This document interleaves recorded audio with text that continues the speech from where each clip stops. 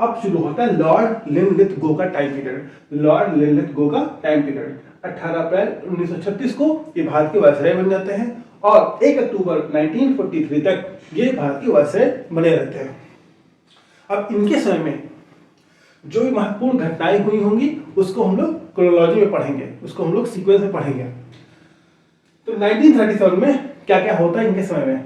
तो 1937 में चुनाव होता है, प्रत्यक्ष चुनाव होता है, सूबों में प्रत्यक्ष चुनाव होता है, इंडियन प्रोविंशियल इलेक्शन, ठीक, 28 मार्च को होता है। हमने बताया था कि जो 1935 एक्ट था, गवर्नमेंट ऑफ इंडिया एक्ट 1935, इसमें सबसे पहली बार प्रत्यक्ष चुनाव कराने की बात की जाती है। और ये हमने ये बताया था कि गवर्नमेंट ऑफ इंडिया एक्ट 1935 जो इंप्लीमेंट हुआ था, इनैक्ट हुआ था, ये जब लागू हुआ था तो ये लॉर्ड लिनलिथगो के समय में ही लागू हुआ था 1937 में, ठीक। और ये जब लागू हुआ तो सबसे पहला काम क्या हुआ? चुनाव हुआ। 11 सूबों में चुनाव हुआ, 11 सूबों में चुनाव हुआ, जहां पे 8 में कांग्रेस को पूर्ण बहुमत मिली, 8 में कांग्रेस को पूर्ण बहुमत मिली और 3 जगह पे पूर्ण बहुमत नहीं मिली, जहां पे मिलीजुली सरकार बनी कांग्रेस के हेल्प से, बाकी छोटी रीजनल पार्टीज के हेल्प से। तो उसका ट्रिक है याद करने का, बंगाल, सिंध और पंजाब, बीएसपी, बंगाल, सिंध और पंजाब, ठीक है, बंगाल, सिंध और पंजाब। इसके बाद 1938 जाते हैं सॉरी 1938 में क्या होता है, एक बहुत जो फेमस कांग्रेस का सेशन होता है, उसका नाम है हरिपुरा सेशन। हरिपुरा सेशन में सुभाष चंद्र बोस जी उसके प्रेसिडेंट चुने जाते हैं, सुभाष चंद्र बोस जी प्रेसिडेंट चुने जाते हैं इस हरिपुरा सेशन के, जो कि गुजरात में है, ठीक है। जब ये प्रेसिडेंट चुने जाते हैं तो ये निर्माण करते हैं नेशनल प्लानिंग कमेटी का, राष्ट्रीय योजना समिति, राष्ट्रीय योजना समिति। और एक चीज ध्यान रखिएगा, सुभाष चंद्र बोस जी और नेहरू जी दोनों लोग बहुत ही समाजवादी विचारधारा के होते हैं, सोशलिस्ट होते हैं। और ये जो सोशलिज्म होता है ये बहुत ही ज्यादा रशिया से प्रेरित होता है।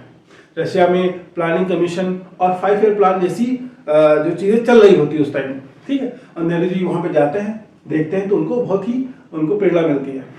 सेम चीज सुभाष चंद्र बोस जी का भी जो है माइंडसेट उसी तरह से होता है कि ये एक राष्ट्रीय योजना समिति की स्थापना करते हैं और उस योजना का चेयरमैन बनाते हैं किसको? नेहरू जी को, ठीक है। उस योजना का प्रेसिडेंट बनाते हैं किसको, या चेयरमैन बनाते हैं नेहरू जी को, ठीक है। और नेहरू जी बाद में जब देश आजाद होता है तो प्लानिंग कमीशन को भी स्टैब्लिश करते हैं और 5 ईयर प्लान भी बनाते हैं। इसी 1938 में 3 इंपॉर्टेंट काम और हुए। एक तो ये कि फ्लाउड कमीशन की स्थापना हुई थी। याद करिए बंगाल में फेमीन आया था, बंगाल फेमीन आया था, ठीक है, बंगाल फेमीन आया था, फेमीन मतलब भुखमरी, ठीक है। उसको जांच करने के लिए एक कमेटी का निर्माण किया गया या एक समिति का निर्माण किया गया जिसका हम लोग नाम बोलते हैं फ्लाउड कमीशन, फ्लाउड कमीशन, ठीक है। ये भी 1938 में ही एस्टैब्लिश किया गया था। और 1938 में 2 रिपोर्ट पब्लिश की गई थी। ये मुस्लिम्स के खिलाफ जो अत्याचार चल रहे होते हैं प्रोविंसेस के लेवल पे, ठीक है, उसको उजागर करने के लिए ये रिपोर्ट पब्लिश की गई थी, ठीक है। मुस्लिम के अगेंस्ट जो भी अत्याचार चल रहे होते, एट्रोसिटीज हो रही होती उसके अगेंस्ट। तो एक पीरपुर रिपोर्ट है, एक शरीफ रिपोर्ट है। शरीफ रिपोर्ट जो है वो बिहार के मुस्लिम्स में क्या जो है उनके अगेंस्ट क्या अत्याचार हो रहा होता है उसके बारे में है। और पीरपुर रिपोर्ट जो है वो एक जगह है पीरपुर, उससे संबंधित है। इसको बनाया था किसने? सैयद मोहम्मद महनी ने, ठीक है। ये दोनों रिपोर्ट 1938 में पब्लिश की गई थी और ये सारी रिपोर्ट जाहिर सी बात मुस्लिम लीग ने ही पब्लिश की थी। उसके बाद 1939 में आता है। 1939 में त्रिपुरी सेशन होता है, उसके अगले साल त्रिपुरी सेशन होता है।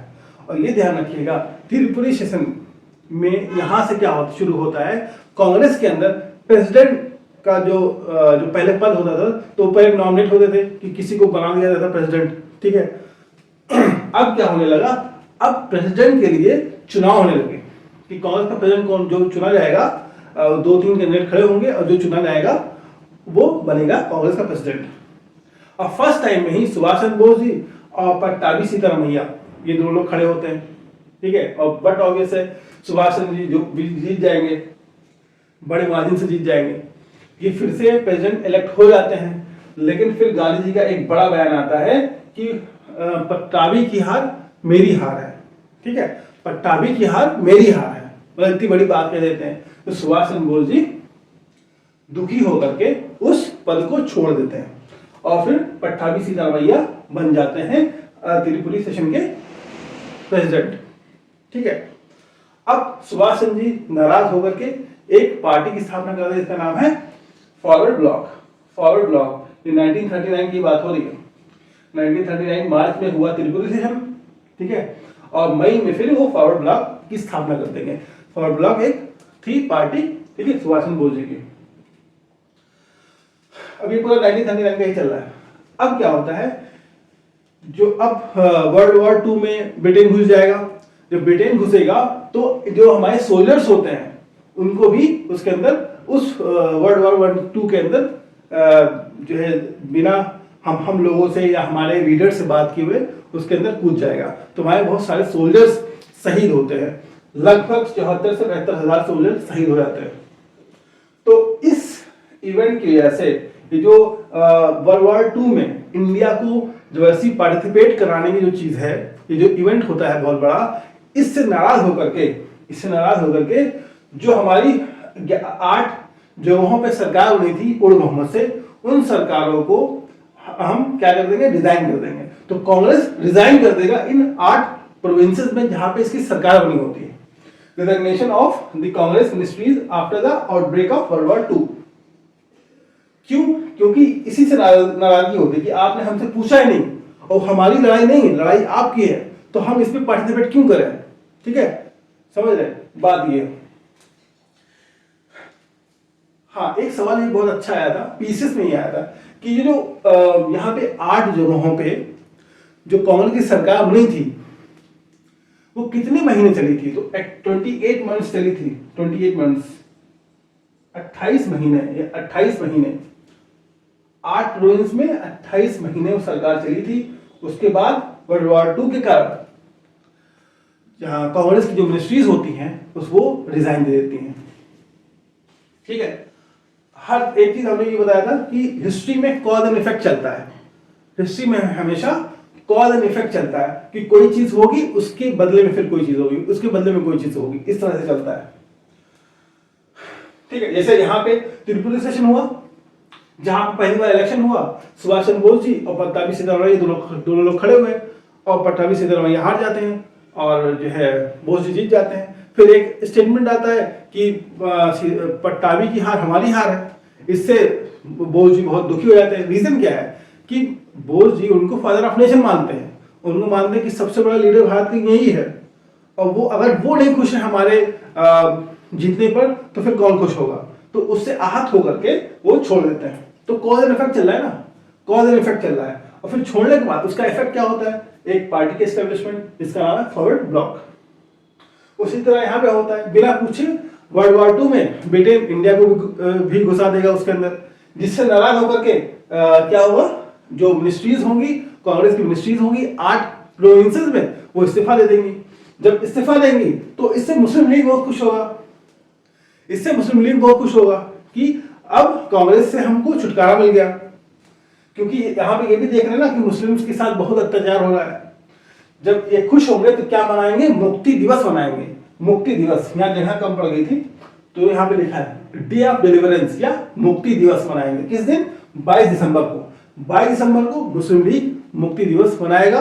क्यों मनाएगा? क्योंकि कांग्रेस रिजाइन दे देते हैं। कांग्रेस की जो मिनिस्ट्रीज होती हैं 8 प्रोविंसेस में, वो रिजाइन दे देती हैं, ठीक है। उम्मीद है समझ में आया होगा। अब 1939 में ही all India state people conference या प्रजामंडल स्टेट पीपल कॉन्फ्रेंस या प्रजामंडल, देखो इससे पहले क्या होता था, जो स्टेट जो प्रोविंसेस का जो ग्रुप बना हुआ था सॉरी, जिसमें राजा महाराजा लोग ज्यादा थे, राजा महाराजा लोग थे, उससे कांग्रेस के लोग भागते थे कि ये लोग जो है ब्रिटिशर्स की ज्यादा लॉयल है, तो उनसे थोड़ा दूरी बना के रखते थे। लेकिन हरिपुरा सेशन में पहली बार सपोर्ट किया गया था, कि उनको सपोर्ट किया गया था, ठीक है, हरिपुरा सेशन।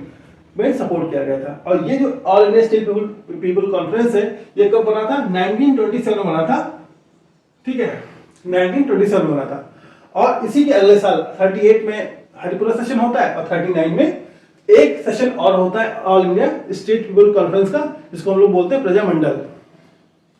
ये तब लाइमलाइट में आता है जब 1939 में नेहरू जी इसके प्रेसिडेंट बन जाते हैं, बिकेम प्रेसिडेंट, लिखना भूल गए थे, ठीक है, नेहरू जी प्रेसिडेंट बन जाते हैं 1939 में, तब ये लाइमलाइट में आता है, तब ये बहुत फेमस हो जाता है All India State Peoples Conference. इसके बाद 1940 में क्या होता है? बंद तो नहीं हो गया। हाँ, 1940 में क्या होगा? 1940 में लाहौर सेशन होगा। लाहौर सेशन मतलब मुस्लिम लीग का, ये जो सेशन चल रहा है ये मुस्लिम लीग का सेशन है, मुस्लिम लीग का लाहौर सेशन होगा। इस लाहौर सेशन में पाकिस्तान रेजोल्यूशन को पास किया जाएगा, पाकिस्तान प्रस्ताव को पास कर दिया जाएगा, ठीक है। ये लाहौर सेशन जो होता है 22 मार्च को होता है, ठीक, 22 मार्च 1940 को। इसमें प्रेसिडेंट होते हैं कौन? जिन्ना, फादर ऑफ पाकिस्तान। इसको बनाता कौन है?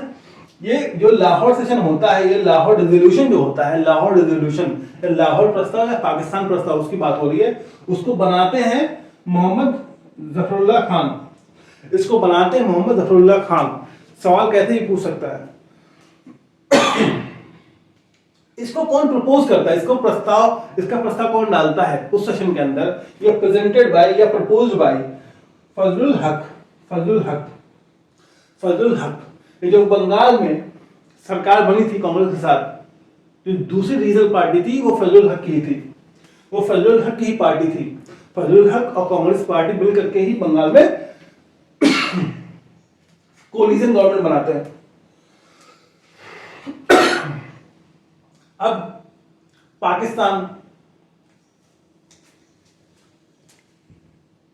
हाँ, तो किसने इसको प्रपोज किया या प्रेजेंट किया? फजलुल हक ने, फजलुल हक ने।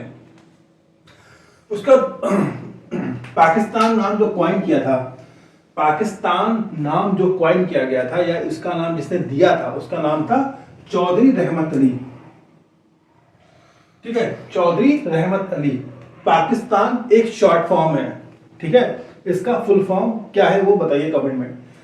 इसको, ये निमोनिक्स है बेसिकली, कई कई रीजन से इसको, उसका एक एक वर्ड लेकर के एक पूरा नाम बनाया गया जिसका नाम है पाकिस्तान।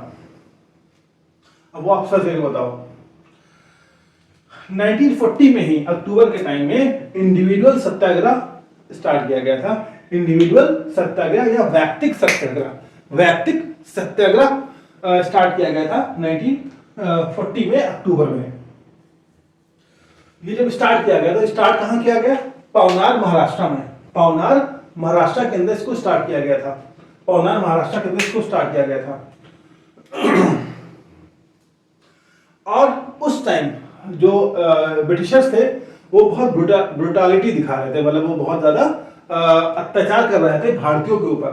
तो गांधी जी ने सोचा कि हम बड़े स्तर पे अगर मास एजिटेशन करेंगे या बड़े स्तर पे सत्याग्रह करेंगे तो बहुत सारे भारतीय जो है हो सकता है मर जाए या शहीद हो जाए, तो बेहतर होगा कि हमको एक एक लोगों को सत्याग्रह करना चाहिए, ताकि जो वर्ल्ड वॉर 2 में इंडिया को उन्होंने कुदा दिया है बिना हमारे सहमति के, उसको हम रेजिस्ट भी कर पाए, उसको हम अपोज भी कर पाए और हमारे कम से कम लोग मरे भी, उनके पास उनके साथ अत्याचार भी कम हो।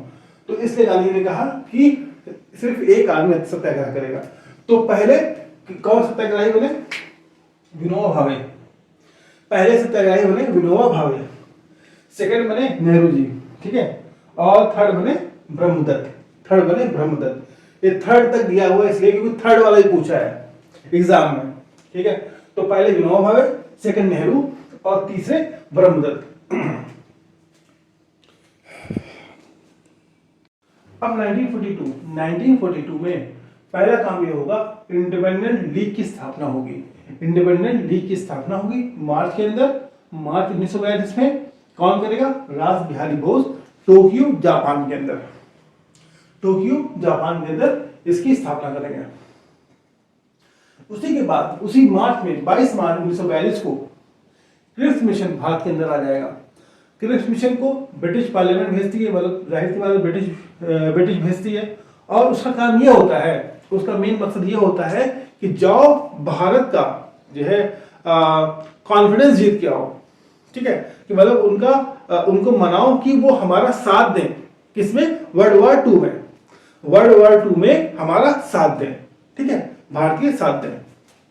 इसलिए स्टैफर्ड क्रिप्स जो इस मिशन के अध्यक्ष होते हैं, उनका मेन मकसद ये होता है कि to gain India cooperation in World War Two, to gain India cooperation in World War Two. और कांग्रेस की तरफ से जो निगोशिएटर बनाए जाते हैं, ये सवाल आता है कि क्रिप्स मिशन का निगोशिएटर कौन था, कांग्रेस की तरफ से कौन निगोशिएट करने के लिए आया था? तो दो लोग थे, मौलाना आजाद और नेहरू।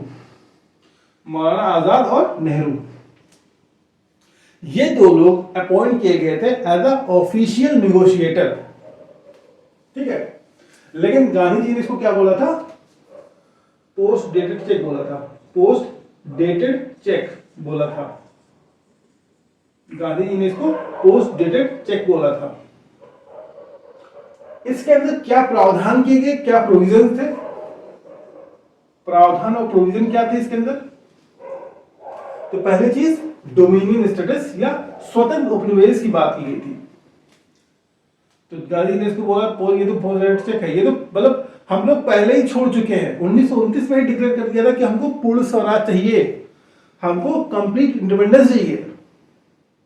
नेहरू रिपोर्ट कब आई थी? 1928 में, हमने उसी में डोमिनियन स्टेटस की बात की थी। लेकिन अगले ही साल 1929 में लाहौर में सेशन हुआ और नेहरू जी ने बोला कि नहीं, हमको पूर्ण स्वराज चाहिए।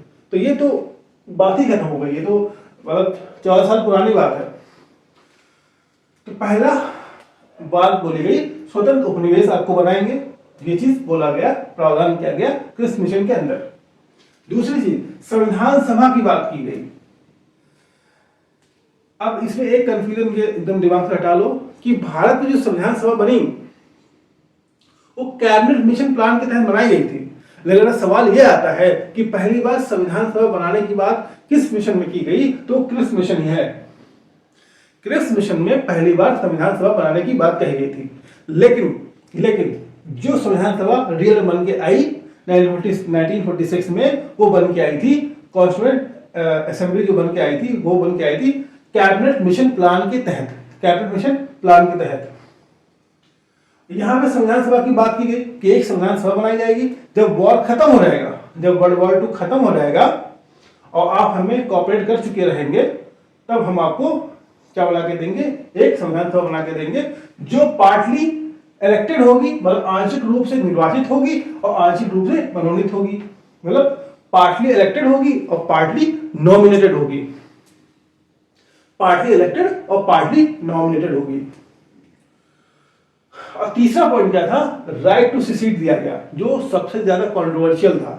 मतलब जो भी सूबा या जो भी प्रोविंस, जैसे मान लो जूनागढ़ है, जूनागढ़ भारत के अंदर नहीं रहना चाहता था, या कश्मीर है मान लो, तो उसको दे दिया गया राइट टू सिसीड। मतलब आप भारत से, अगर आपको नहीं जमता कि आप भारत के साथ रह पाओगे, तो आप अपना एक अलग देश बना लो, या जो है ब्रिटेन के साथ एक एग्रीमेंट कर लो और आपको स्वतंत्र उपनिवेश बना दिया जाएगा। किसके अंदर? ब्रिटिश गवर्नमेंट के अंदर। इस तरह की बात की गई। इसमें क्या बोला गया? राइट टू सिसीड, अलग होने का अधिकार।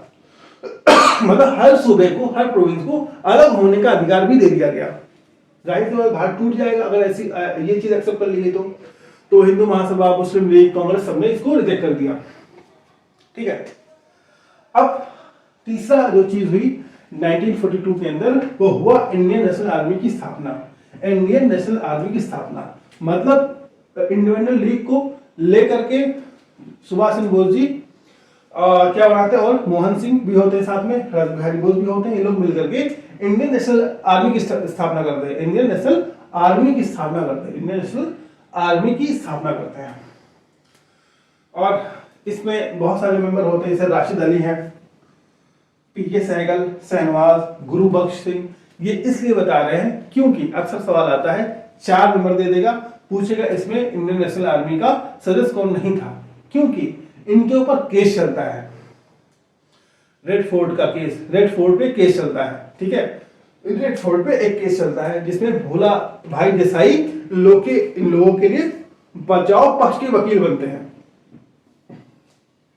सवाल आ चुका है कि जब लाल किले पे मुकदमा चल रहा होता है उस समय जो है जो राशिद अली, पीके सहगल, शहनवाज के जो बचाव पक्ष वकील थे वो कौन था, ठीक है, तो भोला भाई देसाई थे। इंडियन नेशनल आर्मी इसकी स्थापना हुई जून 1942 का ही टाइम में चल रहा है, क्योंकि 1942 में बहुत सारी चीजें हुई थी। अब सबसे इंपॉर्टेंट क्विट इंडिया मूवमेंट, जहां पे गांधी जी ने नारा दिया डू और डाई का, ये शुरू हुआ था 8 अगस्त को शुरू हुआ था। अब गांधी जी पूरा माहौल गांधी ने तैयार कर दिया कि अब हमको पूर्ण रूप से आजादी चाहिए। अच्छा, एक सवाल ये है कि quit India movement violent movement था, नॉन वायलेंट मूवमेंट नहीं था। ये सवाल आ चुका है अक्सर कि ये नॉन वायलेंट मूवमेंट था कि वायलेंट था, तो ये वायलेंट था। ये पहला ऐसा मूवमेंट था जिसमें गांधी ने बहुत ही फुल फ्लेज पार्टिसिपेट किए और ये it became non violent, it became violent. बहुत तोड़फोड़ हुई, बहुत सारी चीजें हुई। तो 8 अगस्त को क्विट इंडिया मूवमेंट की शुरुआत हुई थी। पहली बार इसका प्रपोजल रखा गया था वार्धा सेशन में, वार्धा गुजरात में 14 जुलाई को हुआ था। ये 14 जुलाई को हुआ था वार्धा गुजरात में, पहली बार इसको प्रपोज किया गया था। तो उसका रेजोल्यूशन था वो पास हुआ था, उसका प्रस्ताव पास हुआ था। और किसने प्रस्ताव रखा था? नेहरू जी ने। यह सवाल अक्सर आता है कि क्विट इंडिया मूवमेंट, भारत छोड़ो का प्रस्ताव किसने रखा? तो नेहरू जी ने रखा था भारत छोड़ो का प्रस्ताव। लॉन्च कब हुआ? लॉन्च हुआ 8 अगस्त को। कहां पे? ग्वालियर टैंक मुंबई में जो है ये लॉन्च हुआ था। ग्वालियर टैंक मुंबई में लॉन्च हुआ था और ग्वालियर टैंक में ही अरोड़ा आसफ अली ने झंडा फहराया था, यहीं पे उन्होंने झंडा फहराया था। तो ये सवाल अक्सर आता है कि क्विट इंडिया मूवमेंट के समय में, भारत छोड़ो आंदोलन के समय में किसने ग्वालियर टैंक में झंडा फहराया था? तो अरोड़ा आसफ अली है। अब क्विट इंडिया मूवमेंट के समय में कुछ लोग, मतलब कुछ फेमस पर्सनालिटीज है, जैसे उषा मेहता, इन्होंने सीक्रेट रेडियो, ये क्या करती थी? सीक्रेट रेडियो एक जगह थी जहां पे रेडियो ही संचालित करती थी, ठीक है। और जितने भी रिवोल्यूशनरी थे, जो क्रांतिकारी लोग थे, उन तक मैसेज पहुंचाती थी, ठीक है, उषा मेहता। और एक बहुत फेमस और है, ठीक है, उनका नाम आप बताइए। एक फेमस बहुत लीडर है, वो भी इसी सीक्रेट रेडियो से संबंधित होते हैं, जेल तोड़ के भाग आते हैं बिहार से। सवाल आ चुका है। अगला है मतंगनी हाजरा। ये भी क्रांतिकारी होती है असम से, और ये पुलिस स्टेशन में अटैक कर देती हैं। तो ये जो इवेंट चल रहे हैं, ये क्विट इंडिया मूवमेंट के समय के ही इवेंट चल रहे हैं। और ये स्लोगन जिसे दिया था भारत छोड़ो का, ये जो स्लोगन था भारत छोड़ो का, ये किसने दिया था? यूसुफ महल अली ने दिया था। और ये सेम पर्सन है जिन्होंने सैमन गो बैक का नारा दिया था। सैमन गो बैक का भी नारा इन्होंने दिया था। सैमन गो बैक का भी नारा इन्होंने ही दिया था। क्विट इंडिया का स्लोगन भी इन्होंने दिया, ठीक है। और सबसे यूनिक बात जो थी भारत छोड़ो आंदोलन की, वो ये थी, सबसे यूनिक बात ये थी कि इस आंदोलन के समय में कई जगहों पे समानांतर सरकारें बनाई गई, ठीक है। तो बलिया, तामलुक और सतारा, ये 3 जगह है। तो आप इसे याद कर सकते हैं ट्रिक से। बीटीएस बहुत ही फेमस बैंड है, बीटीएस।